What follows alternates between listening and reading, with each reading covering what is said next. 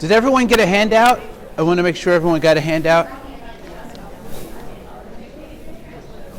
Thank you. You're welcome. You're welcome. Thank you. You're welcome, sir. Everyone else got a handout? I need one. Okay. Please. And thank you. You're in so advance. very welcome. Thank you.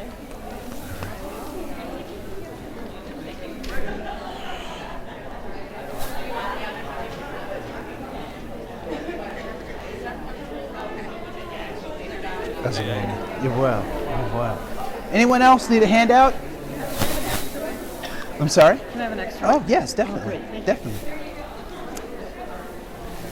I feel like I'm at one of those baseball games or something, you know. What's the guy's name? Wally the beer guy. Handouts, handouts. Got some handouts. Cost you no dollars, no dollars.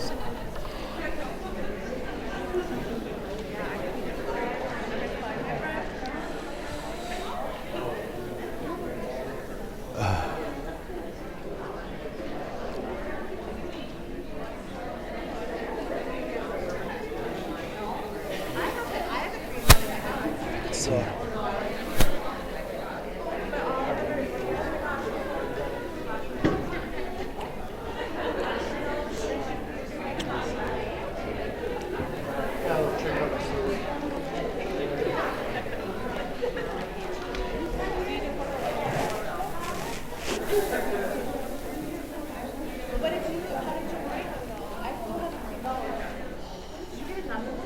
Let us rise up tonight with the greater readiness. Let us move. That's what I would like to say. Thank you very much. You're welcome. You need another chair to put your leg up? No, I'm No? fine. Okay. Thank you. You're welcome. Hello.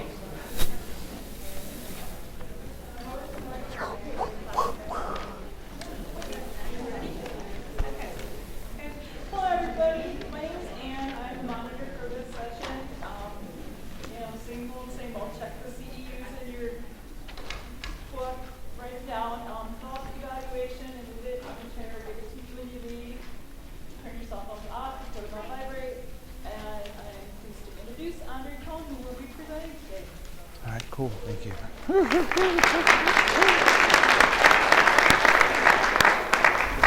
So at lunchtime, I'm hanging out, and I saw a presenter that is also presenting today that I know from other places, and he said, "Man, isn't the turnout in these sessions really bad?"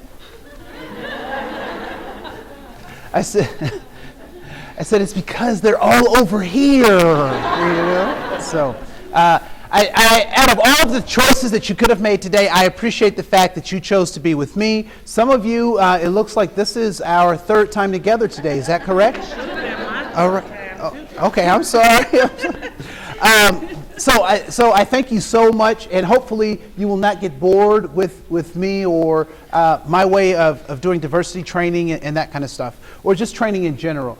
I do want to tell you that I would like to say that my style and the things that I do is incredibly, deep, and I'm going to bring you with tons of great statistics and data sets and matrices and benchmarks and all that kind of stuff, but I'm not. Okay, so if you're looking for those things, I don't want you to be disappointed. Just know off the bat, that's not what's going to happen. What is going to happen is that I want to have a conversation with you. And in this session and in the next session, I just want to develop that conversation so that you are prepared to have these kind of conversations with other folks. Because I think it's very telling when certain situations come up and we don't know how to respond, so we do nothing as our default. What I'd like to do is to have you practice so you can do something other than nothing as your default. All right? Anyone see the new Karate Kid movie? No, you got to see it. It is so good. I was like, okay, so I had this love-hate thing with Will Smith, right? Because I'm like, I'm just as good as that dude. But apparently I'm not, because I would be where he is, right? But his son just did a really good job with that movie. It wasn't over the top. It was, you could feel the humanity, and you could also see the world from a different perspective, which is what I thought was refreshing. And so go see that movie. But he does this thing where his mother tells him to pick up his jacket because he always throws it on the floor. And I was going to say Miyagi. I don't even know his name. Jackie Chan takes that same thing as a teachable moment for him and teaches him the old wax on, wax off stuff that we remember from, what was it? What was the other kid's name? Danny, right, or whatever. But he uses that teachable moment to not only teach him how to fight, but also about respect and integrity and all those things, all wrapped into those teachable moments. And so that's what I'd like to use this time as one of those teachable moments. All right. And so what I typically do when I do trainings or development things, I try to look for metaphors. I try to look for titles that will encourage people to come to my workshops. And so one of the things that I thought it was really powerful for me was the allegory of the cave in terms of looking at change both in our organizations but as well as individuals. How do we motivate change, and why we don't? Why is it that we don't change? And so those are some things that I want to bring to your attention today. Did anyone have different agenda items? Okay, good. So we'll start. So I want to start with this video. I probably need to turn it down a little bit. And we'll talk about what is in this video.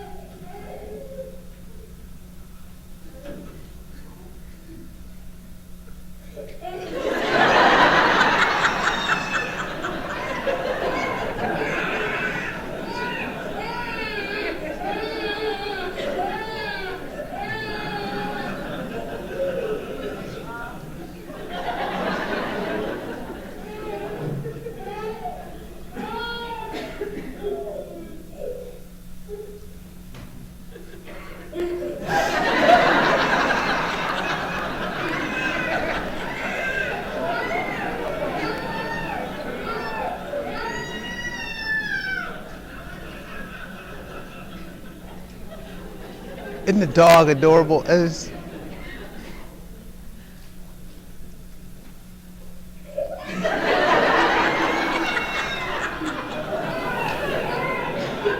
All right. So it is. What's going on here? What's going on? Because people are laughing. And what's going on? He's craving attention. What else? He's not getting enough. Oh, he's not giving up. Okay. What else? He knows that he gets what he wants when he does that. All right. Anybody impressed with the dog? That's the funniest thing to me. Not the boy flopping around, but the dog. All right. So can we make the assumption that this is probably not the child's first time doing this? All right. Why does he do this? Because it works. When will he stop doing that? When it doesn't work. Right? What's that? when it doesn't work for a while, and if it's his natural reaction, he could be 35 and something doesn't go his way. Right? So I like to use that to talk about, people's motivation. People do what they think works. They do. And mostly, why does he think it works now? Because it worked in the past. And so if it worked in the past, it's reasonable to believe that it will work in the future. All right? I've got a bunch of seats like scattered right up in here in the front section. I tried to save your VIP section, but Oh man. So it's good to see some friends and family up in this piece, as the kids would say. So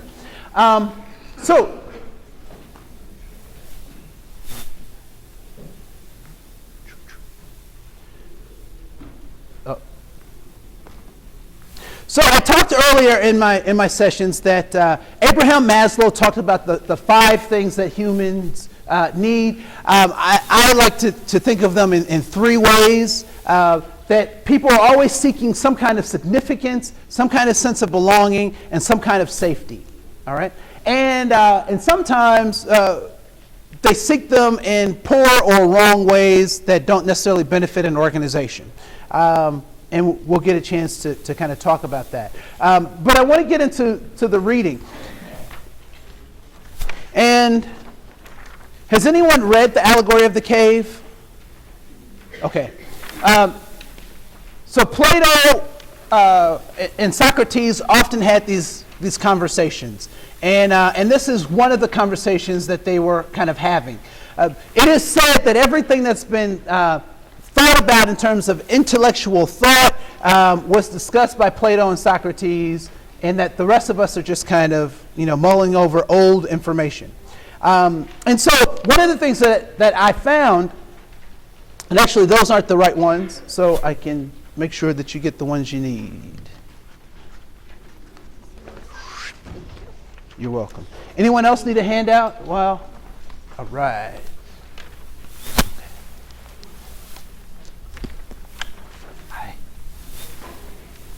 And there should be some right back here as well.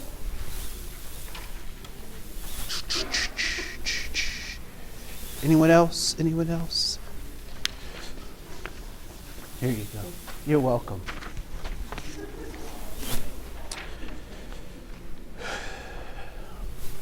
So I was a high school teacher at a place called Skills for Tomorrow in St. Paul, which no longer exists. It was a charter school, and they tricked me into coming to Minnesota. They promised me that I would have a class of no larger than 11 students, and that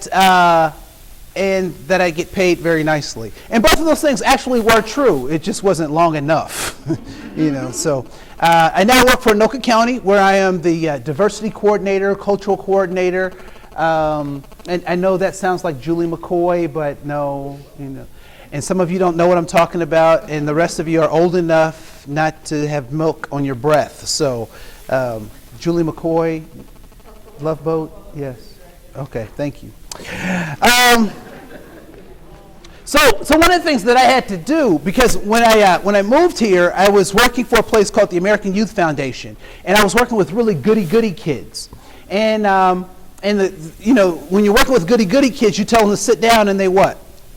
They sit down, right? And so when I talked at Skills for Tomorrow, I was really excited. I was ecstatic about this opportunity. You get to touch kids' lives every day and all this stuff. So I had their syllabus ready. I had folders up. I redid the bulletin board. I was so psyched. And so they came into the classroom, and when they came in and sat down, I said, "All right, students, let's get ready to learn." How do you think that went over? Not very well, right? So my students had to reteach me about how to teach. And so one of the things that I knew about them was that I couldn't just come straight forward with some things, because a lot of the things I was trying to offer them, they would reject if they really saw them coming. So I got really good at helping them to think about things, and then they would come up with these conclusions on their own. which I think is more valuable than someone just telling you these life experiences. And so I stumbled upon the allegory of the cave, and I'd like to just kind of go there with you now. So, allegory of the cave. Imagine prisoners chained since childhood deep inside a cave. Not only are their limbs immobilized by their chains, but their heads are as well, so that their eyes are fixed on a wall. So I'm going to stop right there. When you think of a cave, what comes to mind for you?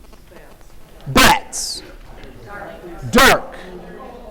Cold. Damp. Wet. Right? What's that? Small what? Oh, small space. A closed-in space. All right? Is this a place for children? No, it's not a place for children. And the interesting thing is, it says that imagine prisoners chained since childhood deep inside a cave. Which means what about the children? They were naughty? Okay. I see what kind of parenting skills you have. Right? What does it say about the children? They grew up there, but they were not born there. So they weren't born in the cave. It says since childhood, chained since childhood deep inside a cave. So they weren't born in the cave, but suddenly they're in this cave. All right? Not only are their limbs immobilized by the chains, but their heads are as well, so that their eyes are fixed on the wall. Immobilized meaning what? Can't move, right? Can't move. Now, what might be these chains that are keeping these children from moving? Fear. Okay. What else? No options. Could be that chain. What else? Oppression. Forms of oppression. Conditioning. Hopelessness. So, go ahead. Poverty could be one of those chains. So their heads are fixed and their eyes are fixed on a wall. Behind the prisoners is an enormous fire, and between the fire and the prisoners is a raised way, along which men carry shapes of various plants, animals, and other things. All right? So there's there's a wall. There are people with carrying these shapes, and there's a huge fire. All right? Let's read this next part. The shapes cast shadows on the wall, which occupy the prisoner's attention. Hold up. Let's go back for a second. What is a shadow? It's an image. Okay? So a shadow is an image. Is the shadow the same as the thing that is creating or casting the shadow? No. What are the differences between the shadow and the thing? So it's a distortion. So it can be either taller or smaller. What else? Okay, so it's two-dimensional versus three-dimensional. Okay, so the edges might be blurred. It's nondescript. So they're looking at these shadows. They're seeing these images. And what do these images do? What does it say? It says that the shadows are occupying their attention. Now, if you're a prisoner, what should you be thinking about? Escaping, getting out. But these shadows are occupying their attention. Now, what's casting the shadow? The fire. So what do you know about fire? It needs oxygen. It flickers. It's hot. Are fires natural occurrences in caves? No. So how did this fire get in the cave? Someone built the fire. So it was built by a person. All right? So it was built by a person. So these people are chained in this cave. They're looking at shadows behind a fire that was created by someone. And now let's see what happens. The shapes cast shadows on the wall which occupy the prisoner's attention. Also, when one of the shape carriers speaks, An echo against the wall caused the prisoners to believe that the words are coming from the shadows. So not only are they looking at these shadows, and are these shadows occupying their attention, they now think the shadows are what? Talking. This is a sad situation, isn't it? What's an echo? Reverberation. It's a reverberation. It's a what? Reverberation of sound. Okay, reverberation of a sound. Sound bouncing off. Now, is the shadow, is the echo the same as the original voice that made it? No. How are they different? So it's distorted. So it can be louder. So you, hello, hello, hello, hello, hello. Right? Or hello, hello, hello, hello. Right? Thank you. That's from being on punishment in my room all the time. So these people are in a really horrible position. They're chained in this cave. They're looking at shadows. They're occupying their attention. They're listening to these echoes, these distortions. So they're looking at distorted images. They're listening to distorted voices. And what else does it say?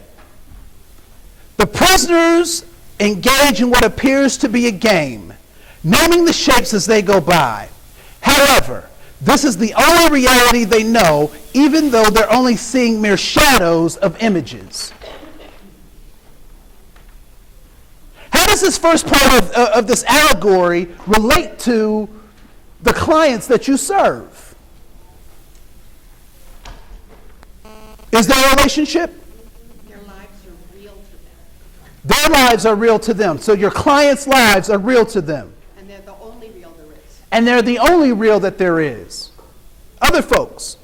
Yes, sir. Oftentimes when we see a shadow of their entire life or existence, it might be a distortion of the whole picture. Okay, so their existence might be a distortion of the whole picture. We only see a part or a shadow of their life when they come in. Yes, sir. That's what they think there is. They think that what they're seeing, that's all they have to see. And that's all they think they can see in certain what they're So that's all they think that they can see is what's in front of them. Or that's the reality that is so true for them, right? One of the things that I realized, particularly over the last, 5 years or so, was that there is no direct correlation between facts and truth. And oftentimes, there's actually no relationship between facts and the truth. What does that mean? So what does that mean? That's a very good question. Let me see if I can give you an example, and hopefully that will clear it up. Okay? So in 1970, I was born. And I was born under the sign of Scorpio.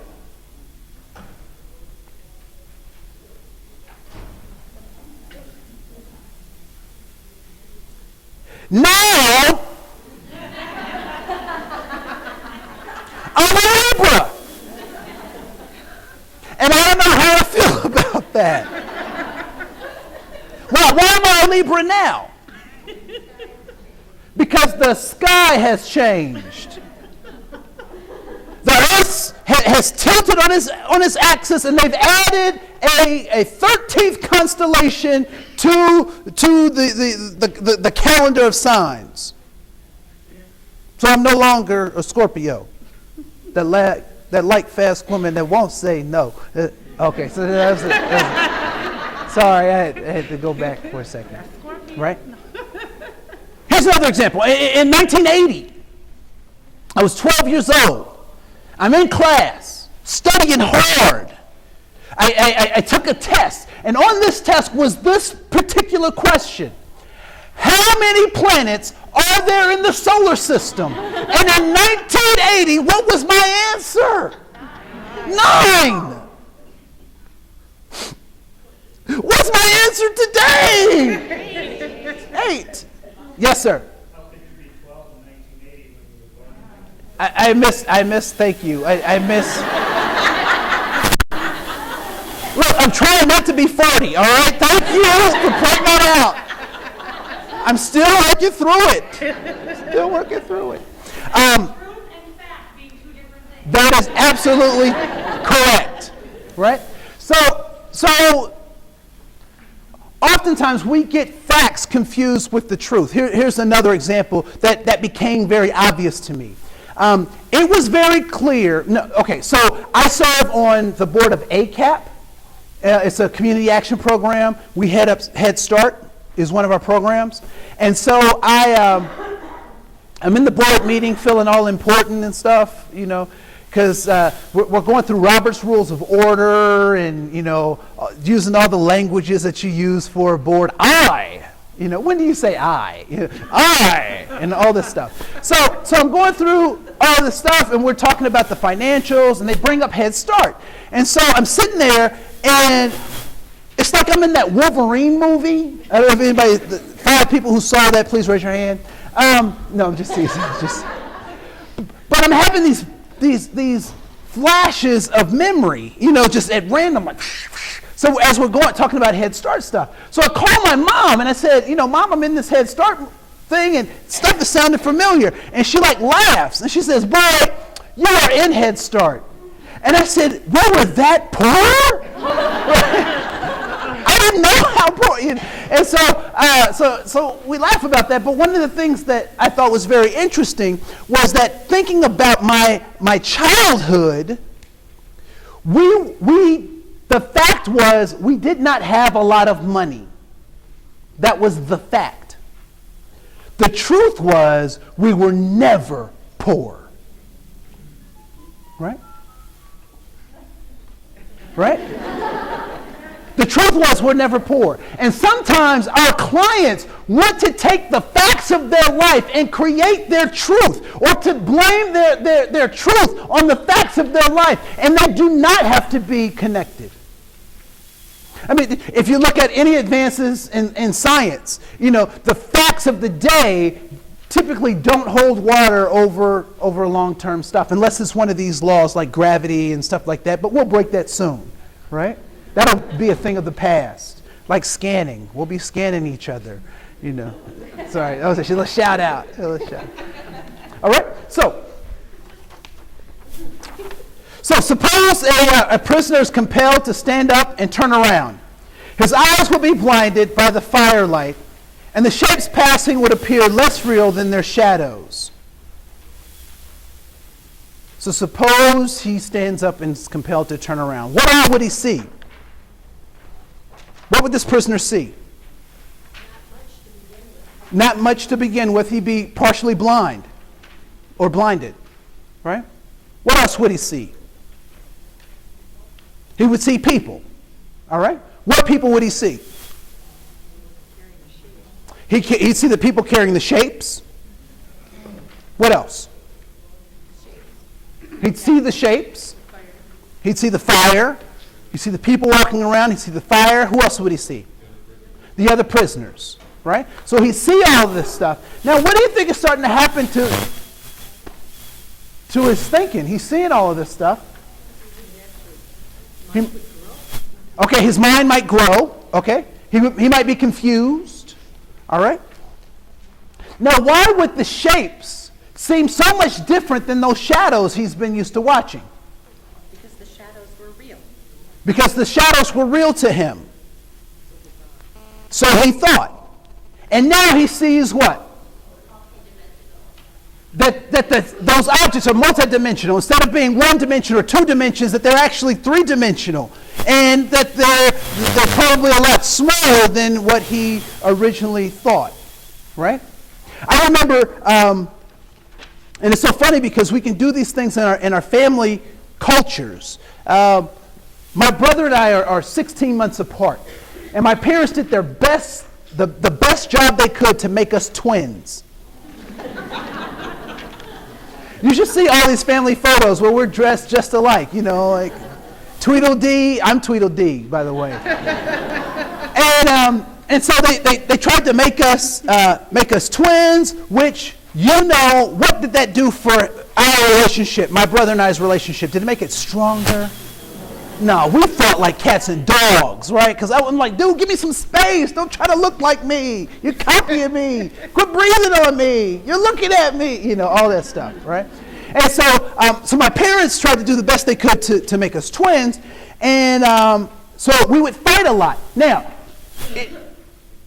it's not good for you to be in college in psychology classes and trying to raise kids simultaneously. The kids only suffer, okay? So my parents they were taking these psychology classes and all this kind of stuff, so they're trying all these new parenting skills, and so they decided to get us boxing gloves. Because they said if we're going to fight, we may as well, fight. So they got us boxing gloves, and so whenever we get into an argument, my parents would be like, go get the gloves. So we get the gloves, and we just go at it. And, I love my brother, so I wouldn't try to really hurt him, but I like to let him know I love him, I love you, man. And so we did that for a while, and then I found out about this cave and about the disillusionment about the world that I live in, and this one incident with Jason. And I didn't very much care for Jason because Jason would not fight fair. Jason and I got into an altercation on the playground, and he just would not fight fair. Jason would not give me my turn. You see, when my brother and I would fight, I'd punch him, and then he'd punch me back. But Jason wasn't fighting fair because he kept taking all the turns. Right? So sometimes when we come out of the cave, all the things that in our family systems and the things that we've learned in our offices become so normal to us that we believe that these things should be carried out. But then we have that meeting with life that shows us how crazy we were living, right? That epiphany, if you will. All right. So suppose a prisoner is released and compelled to stand up and turn around. His eyes will be so blinded by the firelight that the shapes would appear less real than their shadows. Similarly, if he's dragged up out of the cave and into the sunlight, his eyes will be so blinded that he will not be able to see anything. Why do you think this prisoner would need to be dragged up out of the cave? What was that? He doesn't want to leave what's familiar. What else? He's never walked. So how would he have the strength to do that? What else? Fear. He might be afraid of what else is out there. All right? And why would his eyes be so blinded by the sunlight? Because he's been in the dark. He's come accustomed to the dark. Right? Are there clients that you're working with that have been so accustomed to being in the dark? What is some of the dark for them, for your clients? Abuse could be that darkness. What's that? Chemical dependency could be that darkness. Mental illness could be the darkness. Hopelessness can be the darkness. There was one more? Neglect could be that darkness. So I'm so comfortable with this miserable spot that I'm in that the fact that I have to step out can be terrifying and blinding. It's so funny. I'm on the board of Alexandra House, which is a battered women's shelter in Blaine, and to hear women's stories over and over again about how many times they have to go back in to try to get back out. And they have to go back in to get back out. And some of them have all the best intentions to get out, aren't able to get out. And so I really, I take my hats off. I take my time to make sure that I invest in people who are trying to make those positive changes and do whatever I can, whenever I can. So I'm going to pass the hat. And if everyone can give me $2, so if they're dragged up out of the cave and into the sunlight, his eyes will be so blinded that he will not be able to see anything. All right? At first, he'll be able to see darker shapes such as shadows, and only later brighter and brighter objects. The last object he'd be able to see is the sun, which in time he would learn to see as that. All right? What's the significance of calling the sun the sun? Why is that significant? Reality? Okay. What about reality? Well, you see, it isn't a shape, it is the real thing. Okay. It's not a shape, it is the real thing. Just giving it a name. Yeah, because what do you think he calls that thing? He comes out of the cave, he sees that, and what does he call it? Blob. A blob. Okay? What else do you think he might call it? Fire. Fire in the sky. Right? I mean, he may even get, and all sorts of stuff, to give to the fire in the sky. But what happens in this passage, in this section? He realizes that it is the sun. So what has to happen for him to understand that thing out there is not fire in the sky, but is actually the sun? What does he have to know? He has to know the facts, which are what? To call that thing the sun, what do you have to know? You have to know what? You have to know what the sun is. And what is the sun? It's a star. It's a gas. It's burning. And where is it? Is it in the sky? It's in outer space. What is outer space?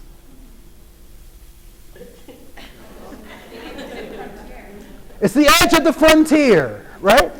He has to know where he is. He has to know that this is Earth. So he's doing all of this stuff, and what's happening to his brain?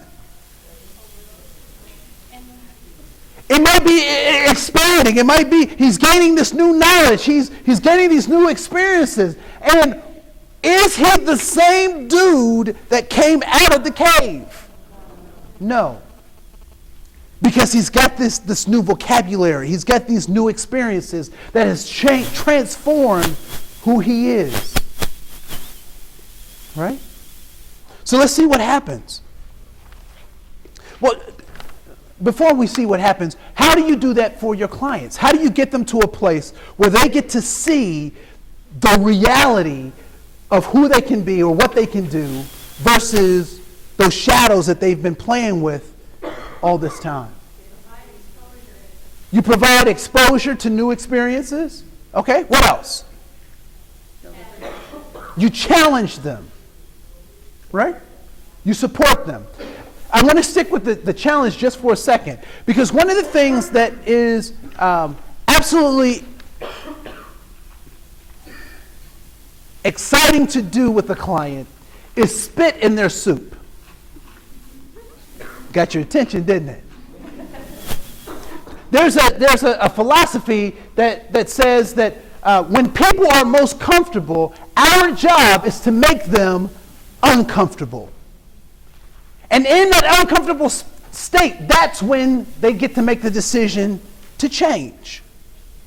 We typically don't make decisions when we're comfortable. We make the best decisions when we're somewhat uncomfortable, when we have choices, when we have people who are the cognitive dissonance in our life that make us think about our actions and our behaviors. So, I'll just keep going. Any questions so far? Okay, cool. At first, he'll be able to see darker shapes such as shadows, and only later brighter and brighter objects. The last object he'd be able to see in the sun is the sun, which he'd learned to see as that.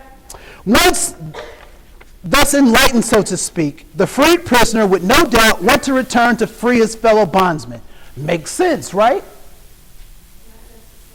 I'm free. I want other people to be free. Wouldn't I go back?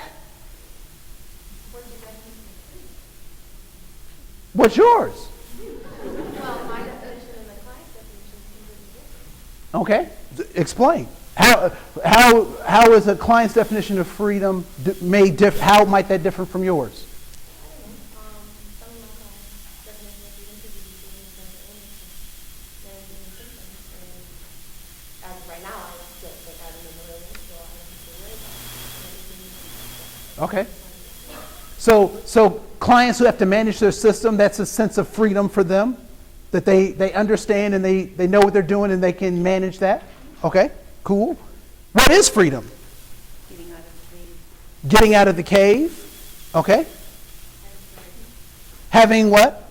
Having choice is freedom. Yes. Well, I was just going to say, some people wouldn't consider us free, having to do a 9 to 5 sort of say plus, and their idea of freedom might be to live the way they were, maybe just making it, on the cuff, making, money when they can, and that might be their idea of freedom. Or we see our idea of freedom as working, getting a paycheck, paying the mortgage and all that stuff. That might not be their idea of freedom. Okay. So what she said was some people might prefer to live a simpler life where they're living at not having to do a whole lot of work, not necessarily having to do a 9 to 5 and so forth and so on. All right? So what is, yes? I think most of us have our own stage. And I think that's choice is how we decide to set our own stage.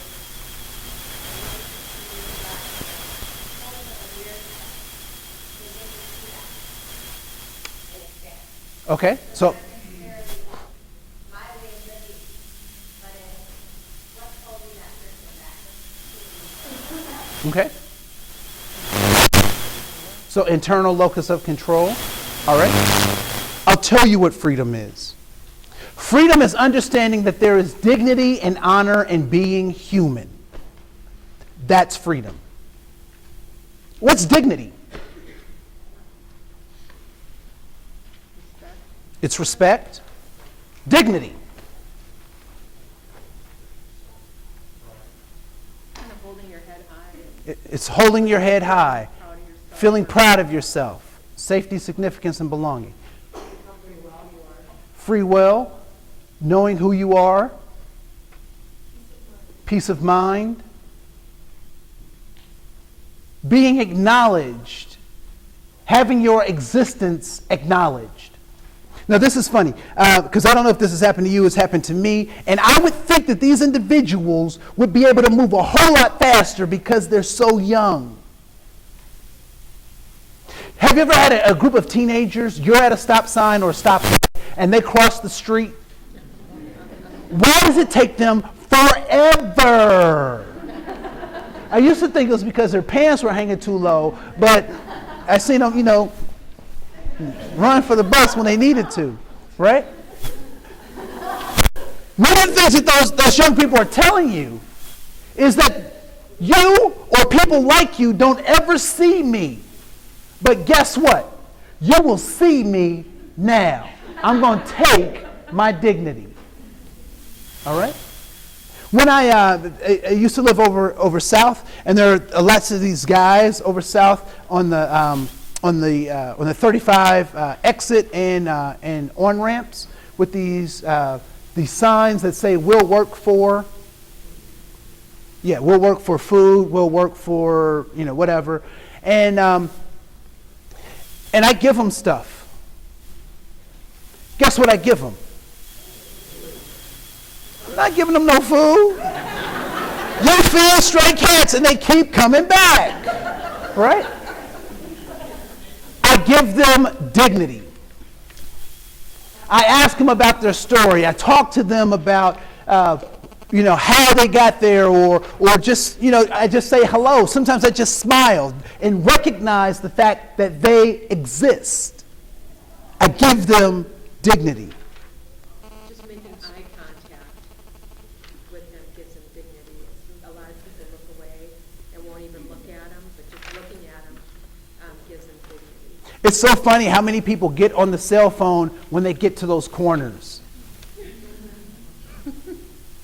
What's your definition of freedom again? Dignity and Dignity, honor, and being human. So that leads me back to what's honor? What's honor? Recognition, okay? It's respect. Okay, giving or living the values that you have. All right, so Senator Obama. I'm downtown Chicago. I see Senator Obama. I call him OB. That's my street name for him. right? So I see Senator Obama. I'm like, "What's up, Obie?" He's like, "Hey, Andre, how you doing?" So I come over and we do the little hand thing he likes to do, and then we end with the exploding fingers, you know. So I just gave Senator Obama respect. Right? So Senator Obama gets elected to the highest office in the land. President Obama! So how do I greet now President Obama? Very carefully. All right? Because if I did it like I used to, it'd be like, "Hey, what's up, man? How you doing?" It'd be like, Secret Service would be all over me. Unless I was in Florida. But that's a whole other conversation. Right? So what changed about the senator? What changed about Obama from senator to president? His position and his power. Those things I have to give what? Can I just give respect to? No, I have to give honor to. And no matter who's in that office, I have to give honor to that office. Right? And who in our society have we decided that we will give honor to?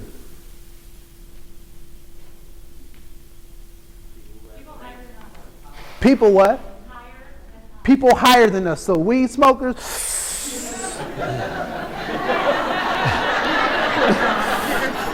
Because a lot of them are the political officials. But they didn't inhale.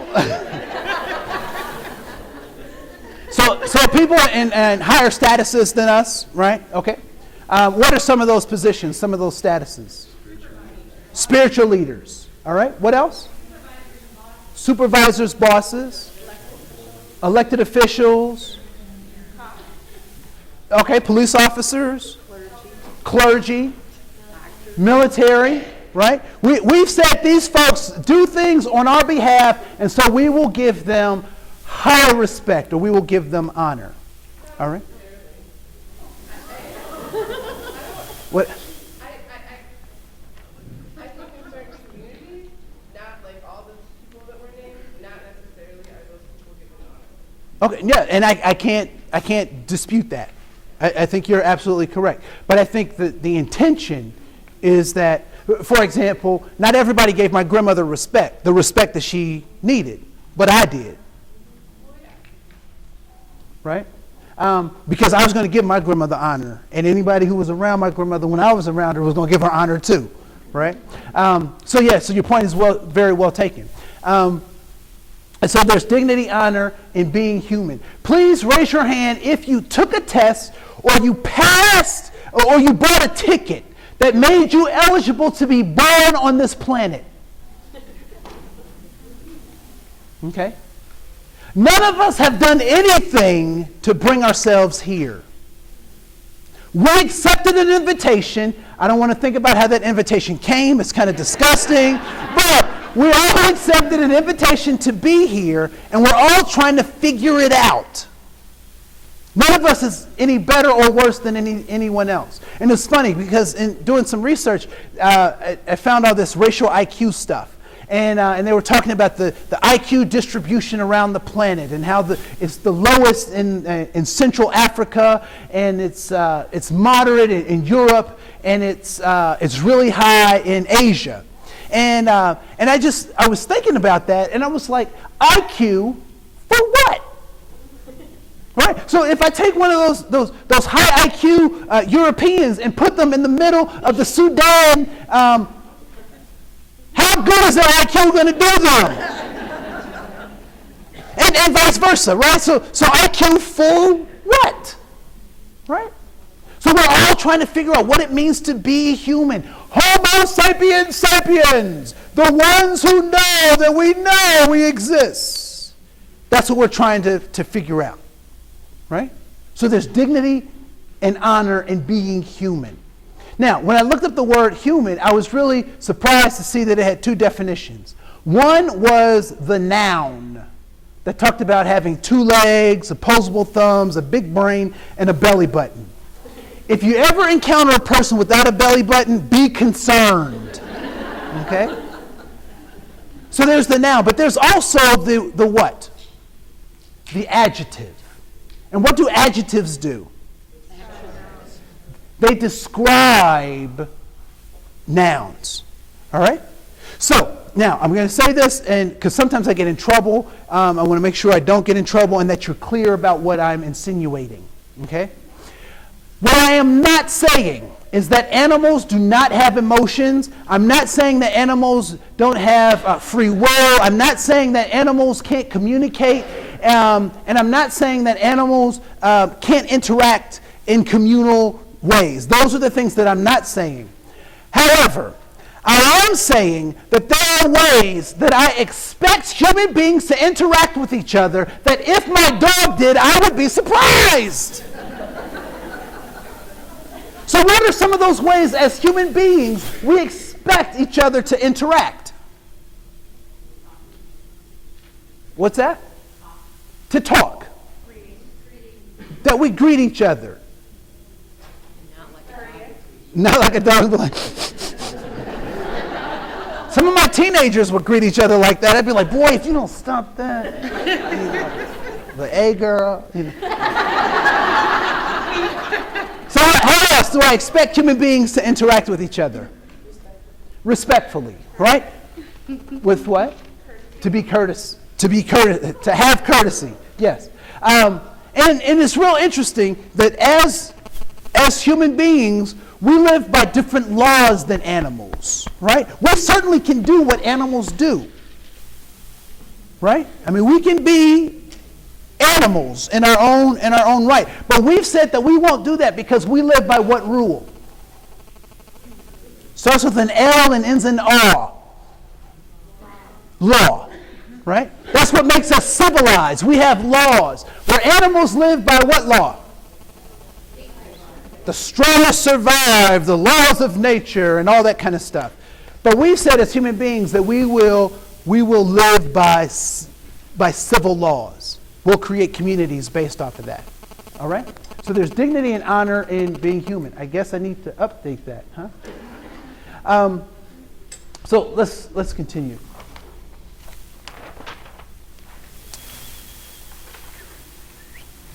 So let's enlightened, so to speak, the prisoner would no doubt want to free his fellow bondsmen. He wants to go home and get Pookie in them.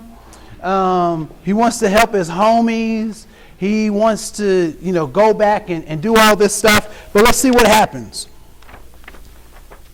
The problem, however, is that they would not want to be freed. Wait a minute. I'm going back to help out, and they don't want to be freed. Why would people not want to be free? They're secure. Because they're secure, it's what they're used to. What else? What was that? They're scared of the unknown.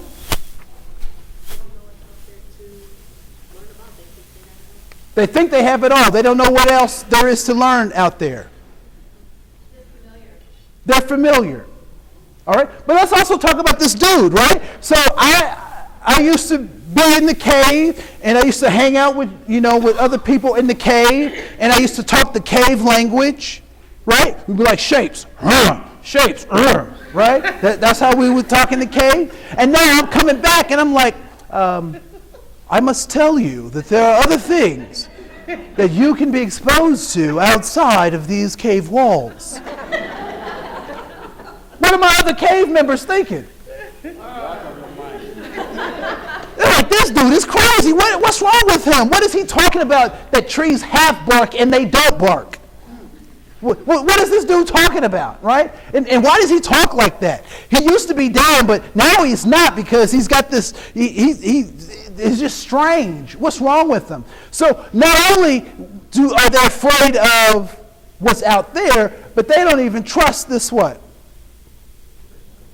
This person that's coming back, right? Because it's not the same person. So not only would they not want to be freed, descending back into the cave would require the freed prisoner's eyes to adjust again. And for a time, he would be inferior at the ludicrous process of identifying shapes on the wall. What is ludicrous? crazy, laughable. Stand up, stand up. Ludicrous. Yes, sir. This is kind of thing to show that people be afraid of losing themselves. Because up to this point, this is who they say they are. Yep. And if we're saying that, you know, what you are is wrong, basically kind of what this kind of saying as well. I mean, is that a wrong way of looking at that as well? That's what it's intended. Yeah, so what he just shared was that what this reading could, a way you could use this reading is to point out that what they were before they were out of the cave was wrong, was bad, was not good. Is that correct? Is that okay? So at the time, they saw that was right for them, right? So it goes back to that sense of what is freedom, going back to that question. And if the cave is giving you dignity and honor for being human, just because of who you are, then that is the place for you. However, if your goals have shifted and you said, you know what, there's something about this cave that just doesn't feel right. I'm not getting built up by this cave. As a matter of fact, this cave is tearing me down. And I know this is all that I know and this is all that I experience. But you feel that nag and that urge to do something or be something more, then the cave is not a place for you. And so I would ask my clients, are you getting that dignity and honor in just being who you are? Do you have to perform extra things to be accepted? If you have to do more than just be who you are, maybe that is not the place for you. So trying to decide, if the cave that they were in is good or if it's bad for them or for other people, that's not for us to decide as practitioners. Unless unless they're children or vulnerable adults, but people who can't make decisions for themselves, right? But our job is to question people so that they can find that dignity and honor for themselves. Because I can pull somebody out of a cave, but if they don't want to be out of the cave, guess where they're going? Right back in the cave, right? And it's so funny. My Uncle Tony has spent more time at summer camp. That's what we call. Right? Uncle Tony spends more time at summer camp than he has, outside of summer camp. Right? And it's so funny because Uncle Tony gets to a place, he's been in summer camp so long that he doesn't really know how to operate or feel comfortable outside of camp. And so at the first sign of feeling vulnerable, he figures out ways that he can go back to where he feels comfortable, right? New Year's resolutions. Anybody still keeping one? Oh, you are? Oh, go ahead, girl. Go ahead. Why are you not keeping them? You know why you're not keeping them? Because you didn't change your mind. You changed your habits. You changed what you did, but you didn't figure out how to change that core desire that we also refer to as your mind. It's not a condemnation. I'm just saying, Like Charlie Sheen's doing. I'm not too sure what Charlie Sheen is doing. He kicked alcoholism by changing his mind, told his mind to do it, and it's done. Okay. Well, I don't mean if that works for Charlie, that works. What she said was that Charlie Sheen told his mind to stop liking alcohol, and it worked. But I think he picked up crack instead. Winning!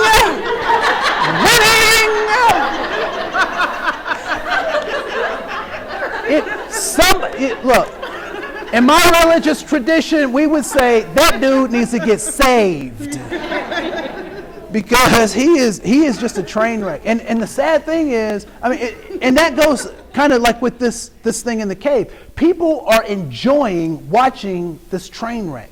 This man is destroying his life. And instead of somebody going into the cave to get him out or release some of those shackles, people are just turning more cameras on. They're lighting more fire so they can see more of his shadows, you know. And yeah, so unfortunately and fortunately, I'm not even up on all the Charlie Sheen stuff. After the Michael Jackson thing, I was hurt, you know. That was a lot of Michael Jackson. I got after the funeral and stuff was over, I was a little bit sad because I was like, I got no more Michael, you know, no more fix. But anyway, let's see, where were we? Oh, yes, thank you. So the plan was, however, he wanted to free his fellow bondsman, but he has become inferior at the stuff that used to be easy for him. You know that you've changed in a positive direction that gets you to your dignity, honor, and being human when you can go back to that stuff and it doesn't bother you anymore. Or it doesn't have that drawing effect that it used to. Or you can't understand how I can't even see how I used to do that. I used to be that person. That is so interesting. It's real. I used to watch the show Intervention on A&E, right? And one of the things that I saw the show, and it really, this particular thing struck me hard. This woman, she was a suburban mom, and the family still lived in suburbia, but they were filming her in the city, and I forgot what city it was. It doesn't really matter, but she was in the city, and they're interviewing her by a dumpster, and she had some chemical addiction, and they were trying to get her back, and they did all these interventions, and they were doing the interview part, and she said, as she's standing next to this dumpster, that I could not imagine sleeping in this dumpster until I could imagine sleeping in the dumpster. That her mind, once she could play that out in her mind, then it became acceptable to do that. I also wonder, how can we use that same principle to help people accept and honor good stuff about them, as opposed to going down those other roads. So I want to do an experiment with you before we get to this last part. And is this room hot? Yeah. Okay, I'm like boiling. If my helper could, go see if they can turn some air on or something, because yeah. Take it off. What's that? You can take it off. No, I can't. No. This is my Linus blanket. My Linus blanket. All right, so I want to do an experiment with you.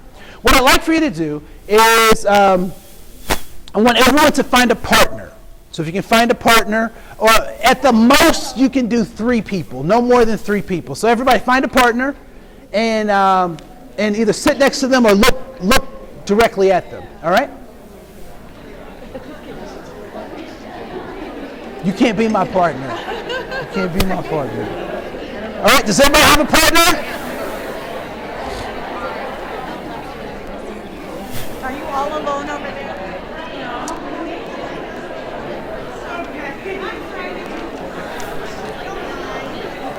All right, so this is what I'd like for you to do. So everybody has a partner, right? Or thirds. Okay? So you can be in 3s or 2s. What I'd like for you to do is I want you to spend about 30 seconds or so planning what you're going to do after this workshop. All right, so talk about what you're going to do after this workshop. I'm going to give you. But hold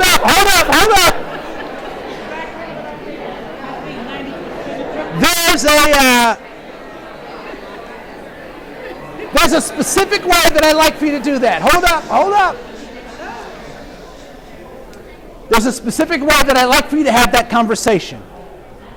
What I'd like for you to do is, after one of you starts, but the next person who responds says no, but, before you say your next thing.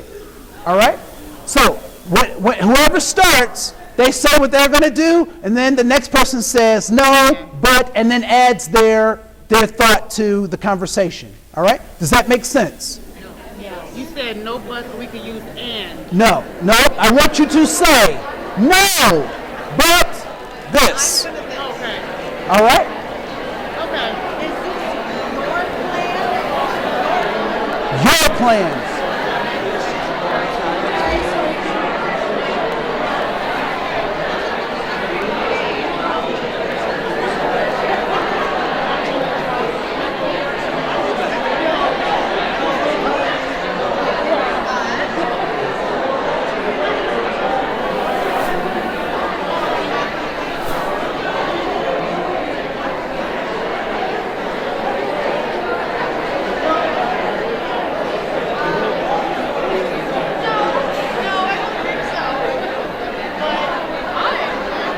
If you can hear my voice, clap once. If you can hear my voice, clap twice. If you can hear my voice, clap 3 times. If you can hear my voice, clap 4 times. All right, so how did that conversation go? Good, I'm ready to go home. She said, good, I'm ready to go home. I don't like to hear no. Okay, It's my plan. so it's your plan, so you don't like to hear no. All right, so let's do this differently. What I'd like you to do in that same group is I want you to continue the conversation, but I want you to say, instead of no but, I want you to say yes and. All right? So continue your conversations.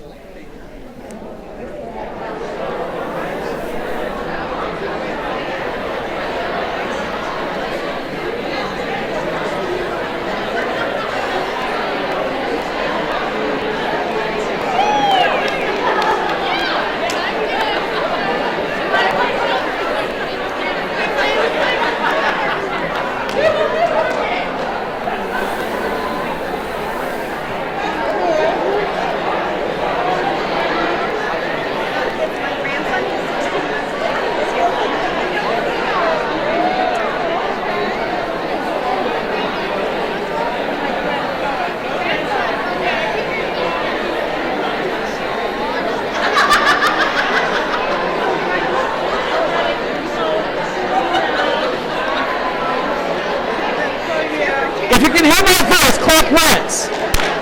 If you can hear my voice, clap twice. If you can hear my voice, clap 3 times. All right, good job. All right, what was the difference between the two conversations? One was what? One was happier. It was. It was.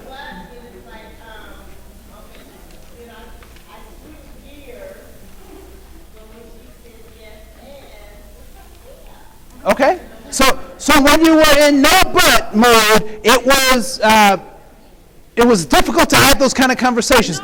We No? use that all the time at work. So Oh, you use it all the time at work. Okay, we ding cool. with the butt.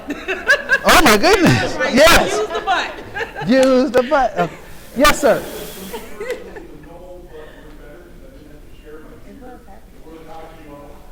Oh, okay. So the no but was a good tool for you to protect yourself, so you didn't have to share. Okay, for those, share with those two folks. Yes, I saw. Yes, sir.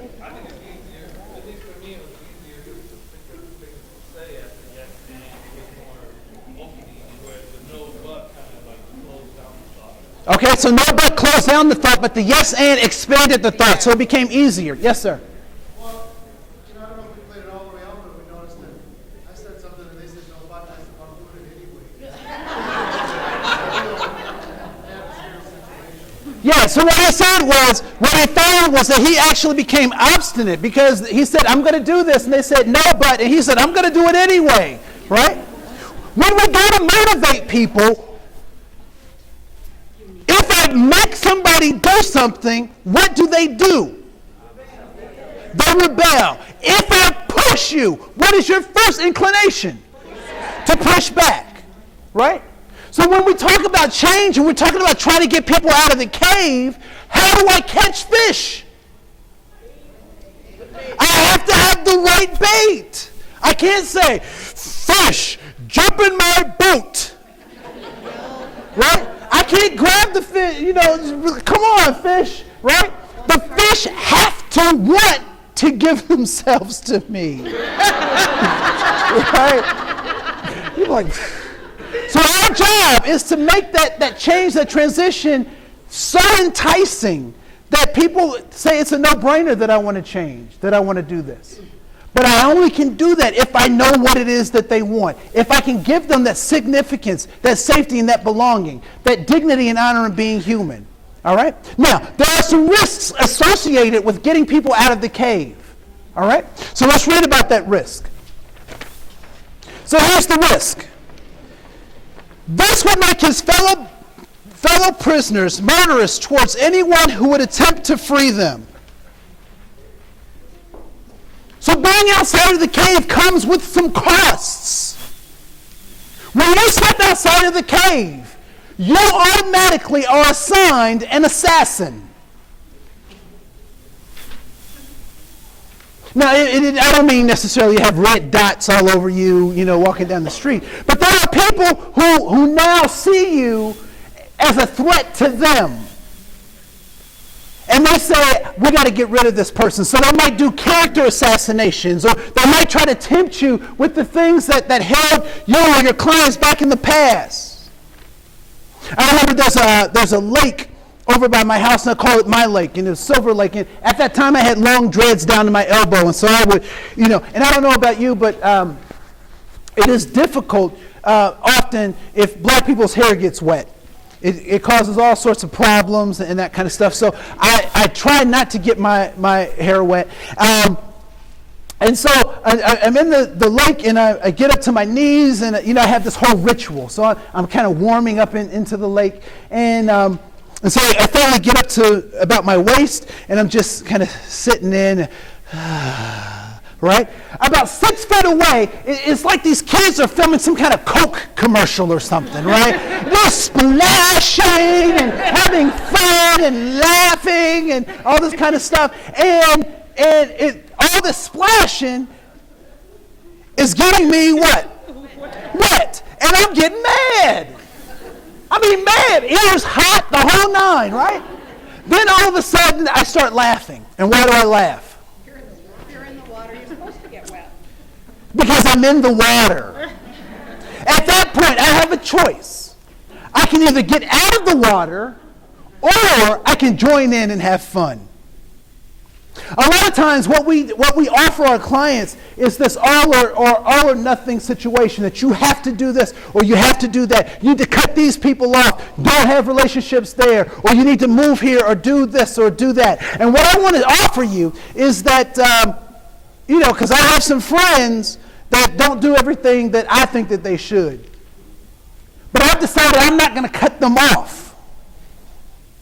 I'm going to let them cut themselves off. Because when you decide on a goal, you decide what change you want for your life, and you hold on to that, and you keep going for it. People have choices around you. They will either what? They will either support you or they have to go. Not because you did anything, but because they can't keep pace. There's some people I can't run with because they run too fast. There's some things I can't do because that's not who I am anymore. When we talk about change and we talk about how to get people out of situations, we have to make sure that we're centered on them and not centered on us. All right? That was cool. Thank you.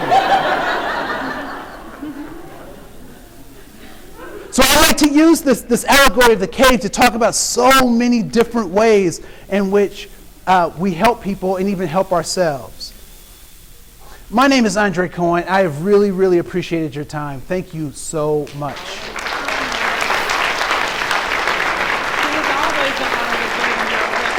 Thank you. Now, I just want to check. We have just a couple of minutes. Wanted to open the floor for questions. If anybody had any questions, comments, observations. Yes, ma'am. Change, is that basically Libya and I don't know what's going on in the Middle East, and if anybody can figure it out, they will have tons of money. All right, but there's all sorts of change happening. Any other questions, comments, observations? So one person just asked me one person just asked about the hedgehog concept, and it is a paradigm, if you will,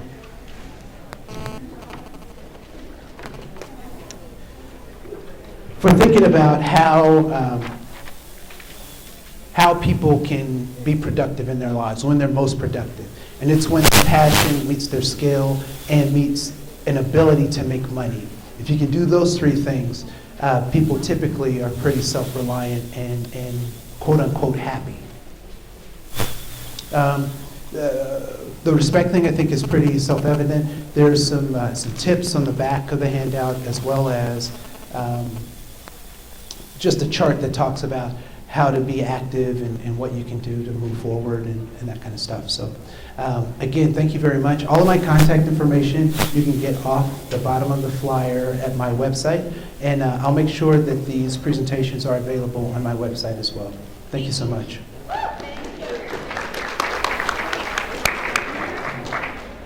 Hello, how are you? My husband used to work for Skills for Tomorrow. Do you know him? Henry Galloway? Galloway. What did he do there? I don't remember. Okay. How long ago? It's been some years. It's been Okay. about 10, 15 years. Maybe 10 to 12 years. Okay, if it was 12 years ago, I weren't wasn't there there. yet.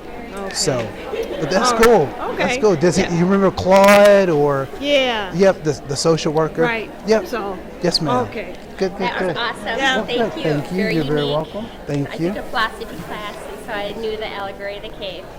And then my sister worked at Skills for Tomorrow. What's her name? Susan Gallagher. Did you teach with her? Yeah. Yeah, Yeah. So I'm Joanne Gallagher. Hi, Joanne. Nice to Good meet to meet you. you. Tell her I said hello. I will. I That will. is so funny. I know, it's a small world. Small Yeah, I'll world. tell her. You did an amazing job. Oh, good. Thank you. Well, your story reminded me of the movie Ants, and there's have you ever seen it? A I think I've cartoon? seen it with the Because grasshopper. There's a clip in there that talks exactly about what you're talking about, getting out of the cave. They're in the cave underground, and getting out and going back to getting his friends, and how difficult it is to talk to them. So I thought, oh, that would be I'll a have to nice look- little clip. Yeah, I'll have and to look it's for very that. short. It's called the Caterpillar. Okay. And it talks about I thought it was a moment. all the caterpillars, how they're going up to. Oh, the tower. When they're Yeah. making the caterpillar towers, and Right. one gets to the top, and he doesn't know why he's going to the top. Right, he Yeah. just has that drive to go to the top. And then his kind of girlfriend, she decides to stay back, and she ends up blooming into a butterfly because another caterpillar showed her how to do that. So this is really good. Good. Nice to meet you. Thank you. Good to I had meet you as well. one more ma'am. question, if Yes, you don't ma'am. mind. It's slightly loaded, so I don't know if you can answer this quickly. I have a client that has personality disorder. Okay, so the whole family, the husband really doesn't get it, knows that she, so she lies, she kind of steals, okay, she steals. She's just all over the place with emotions. If she doesn't like when they see people, she berates them, and they're all just kind of pushed down by her. She controls everybody around her. And I know it's more than what you've talked about. Do you have any suggestions about working with a person like her? No. Okay, that I'm not surprised to get that. That is outside of my. That's why I told you the ants first. Because Yeah, I won't fake that one. Yeah. Yeah, okay. Yeah, that's a little bit outside of my experience. You touched on it a little bit. You said a few things that came close, but it's such a huge subject and difficult situation. I'm constantly looking for something for this person, but there does not seem to be much. And I went to a class yesterday, and he pretty much said that they can be helped with about 10 or 15 years of constant counseling. Wow. Yeah, I'm not. Yeah. Yeah, I can't even. I Okay. wouldn't even speak All to right, that. just in case. So thank you. Thank you. I Thank you, so thank you. enjoyed your. Well, good. Thank you. Have a Thank great you day. for introducing yourself Yes, sir. beforehand. Yes, sir. And I want to give you my card because Yes, if sir. you're ever doing anything where I do a lot of community work beyond just this, so feel free to email if there's anything public event. I don't know, There kind of actually- like there is I'm not a- sure what you're doing exactly beyond lecturing, but Yeah. Actually is a group that I'm interested in getting you to sit down with. It's called the Metro Talking Circle. Absolutely. And they're working on how to decrease the disparities of African Americans and Native Americans in social services. I would love to do that. Okay. You know, for sure. All Please right. do email Cool. me and Thank you, all right. sir. Andre, thank you. All right. Andre, how you doing? You've had I'm a doing full pretty- day. Do you want me to get you another glass of water? No, I think I'm going to walk back there and get some, Okay. but I'm good. Thank you, All thank you, right. thank you. All right. Yes, ma'am. How you doing, Crystal? That's my sister's name. Oh, I need to know you, Andre. Yes, ma'am. I work up in Anoka County. I want to give you one of my cards, Where? but I will certainly email you. I'm at the social worker out at Harvest Hills, Okay. which is in Coon Rapids. Yeah. And I have been searching for someone like you. I just started in June. I do long-term case management for families affected by HIV and AIDS. I've been to just started going to the continuum of care, Coon Rapids Youth Yeah. First, that sort of thing. And I'm just really interested in your work and saw the other workshops you were doing, but chose some other ones. And so I would just really like to sit down and chat sometime and Yes, ma'am. kind of get to know your work and all of that. Yes, ma'am. I That would be just wanted super. to introduce face to face. Thank you, thank All you, right. thank you. Hi. Do you ever do speaking engagements for nonprofits in the metro area at all? Yes, sir. Would it be easiest to do that, coordinate that through the AM Horizons or through Yeah. Anoka County through Yeah, AM Horizons? through Okay, AM Horizons. all right, Yep. excellent. Yep, Sounds yep. good. And then as far as kind of the diversity and cultural aspects and stuff, are you able to speak to as far as deaf culture as well as gender diversity, racial diversity? I can do diversity in racial general? I can do disabilities in the general sense, Okay. but I've not had a whole lot of experience. Okay. But if you can expose me to that experience, that would be great. Okay, it's more or less, I mean, a lot of the same. It's just as Okay. hard. It's impossible to be an expert on any Okay. any Well- group. So it's mostly just a lot of recognizing. I work with People Incorporated, and specifically we've got a couple of deaf programs and then homeless programs, and so a lot of it is we've got some staff that feel like, oh well, I work with this group, so that's that group, and those are those staff that work with that group, and kind of bringing together and building a team Yeah. around. We can share clients, we can all work with everybody, and just because I work with homeless services doesn't mean that a deaf client isn't also going to be homeless. Right. So, okay, wonderful. I'll have to talk to our HR department Cool. and get you contact. Yeah, All right. I like it. So Excellent. thank you so much. Yeah, thank you, thank you.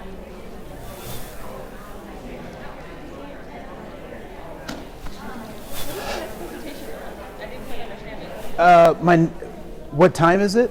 No, what is it on? Oh, it is. It was something about the agency, like why people do what they do. Yeah, what would you do? Yeah, the So whole- ethical dilemma. Yep. So how would you handle an ethical dilemma? so funny because I had a few and I didn't handle them, but I thought I would have. Let me see. Where are we? It is. Yeah.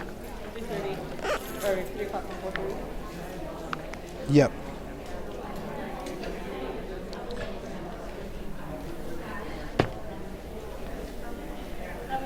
All right. Thank you so much.